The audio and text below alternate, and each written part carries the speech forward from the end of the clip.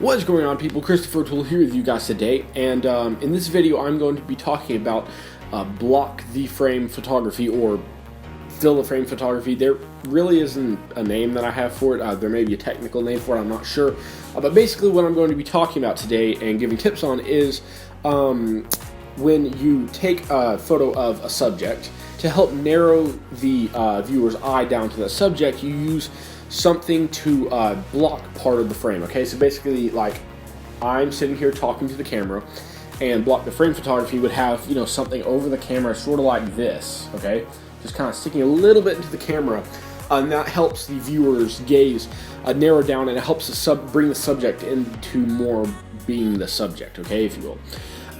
And this is something, technique that is, I guess, fairly popular, and actually Peter McKinnon actually talked about it in this video right here, but I didn't think he went far enough with it. No offense to Peter, he's an amazing vlogger. I just didn't think he covered as much as he could have, so I decided to record a video and talk about all the different things you can do with it. Okay, so yeah, here are my tips. So talking about block the frame photography, I guess, is maybe what I'm going to be calling it. So this form of photography, or this little feature that you could tack onto your photography, is a cross photography technique. Okay, it mainly is going to be used in portrait photography, but you can also use it in photography, not necessarily wide landscape shots, but photography of nature. Okay, nature photography. And but just know that when you take a photo with something partially blocking the frame, you're going to need to have a subject. Okay, it can't be, this technique really doesn't work when you're going and you're shooting just a wide shot and just nothing's really subject. It's just like a mountain. Maybe the mountain's the subject, but that, since that's big and it kind of fills the frame anyways, it's not going to look as good. If it's far away and there's something partially blocking the frame, that's just going to get in the way. It's not going to help bring the viewer's eye to the photo. It's just going to go, okay, this photo is just very not very good. Okay, there's just something wrong about the composition of it, and this can be the thing that's blocking the frame. Okay, so blocking the frame with something always needs to help accentuate whatever the subject is in your photography. So something also that you'll be wanting to do is using natural textures for the object that is partially blocking the frame. Okay, so if you're using a plastic cup, or say I was using this little book here, you can tell it's obviously something. It's not something natural. You're not going to look at it and say, okay, you know, that's a cool picture, the composition's great, and everything is just nicely in focus and everything like that, if you're using this, because you're going to go, oh, that looks like that's a little notebook sticking in the way, and so it's going to actually distract from the subject of your frame. So don't use any unnatural things. And also, on that sort of subject, when we're talking about natural things, you'll want to use something that is natural to your environment. Okay, so something like a notebook would work a lot more if you're saying doing some shoots of a school desk or whatever it may be. The notebook may work a little more. Say you're out in the woods, a glass cup really isn't going to work. You're going to be wanting to use a branch, or maybe even a crook of a branch, whatever it is, to help block out your photography, block the frame, and narrow in on your subject. So you're in the forest, use maybe even a rock. If you're in a stream, if there's a waterfall near, use the waterfall. Use some falling water into the frame to help composite your shot into a better looking photo that will really draw your audience's gaze to the subject, whatever the subject is trying to do. So whatever you use, it needs to be something that helps draw your audience's gaze to the subject. Okay, it can't be something that distracts. It can't be something that makes the audience want to pull their view away from the subject and look at whatever it is.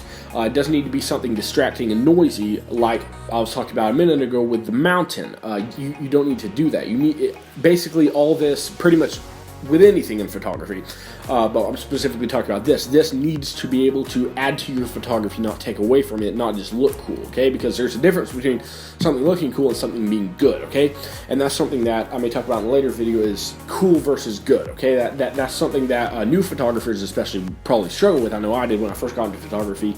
It's just something I struggled with, but back on point, this is just goes the same with this. This needs to add to your photography. It can't just be like, okay, you know, that's cool, but the composition isn't great, okay? So basically blocking the frame partially needs to add to your photography. And also, when you're going to do this, you need to kind of assess the color profile, the general color profile of your scene, okay? So say if I'm going out and I'm taking pictures of this nice green-blue,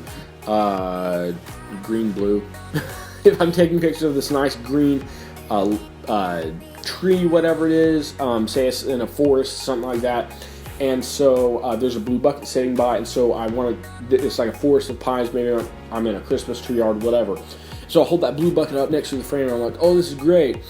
That clashes with the blue bucket and the green trees clash. They don't join together. So maybe I just want to move the camera over another foot and put it a little bit behind one of the branches. And so the branch may not be blocking the frame. It may just be, you know, hanging in the frame a little bit. And so that too helps draw your gaze into the subject. Using the same sort of color profile is very good. Now, I know in Peter McKinnon's case, he used a glass, which really helped because he was in this sort of bluish atmosphere, just bluish, really crisp, clean atmosphere, so it helped. So overall, you just need to assess your situation, assess the color profile of your situation, and go with that color profile. Don't try to do something stark and amazing because it's really not going to work. In most instances, maybe a few different contrasts will. I'm not saying this is across the board the way to go, the only way you can go, but as a generality, use the same sort of color profile when you're shooting your pictures. Also, if you're shooting a portrait, something I would suggest doing is not really, this technique doesn't really work with family portraits, okay?